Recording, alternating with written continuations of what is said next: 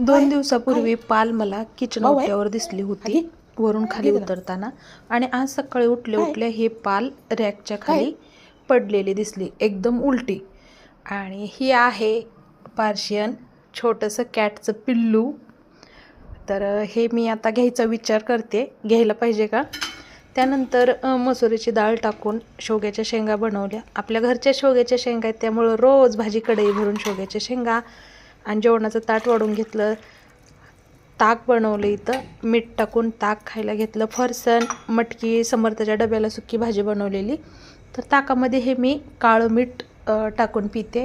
आणि काळं मीठ घरी बनवलेलं आहे, मोठा खडा आणून मी घरी बनवलं होतं. आणि छान असं मिक्स करून घेतले. आणि जेवणाला आता मी आणि सम्राट जेवण करतोय. तूप बनवायचं आहे तर पटापट जेवण करते, सम्राटला झोपवते आणि तूप करायला घेते. पण सम्राट काय झोपतच नव्हता, त्यामुळे मी तूप बनवायला घेतलं. आणि वेळ झालेली आहे समर्थ शाळेतून यायची. तर आज मी कॅमेऱ्याच्या समोर आलेली नाही, कारण मी इतकी कामात बिजी आहे की स्वतःला आज आवरलीच नाही. त्यानंतर हे कढई भरून लोणी काढून घेतलं मिक्सरला फिरवून.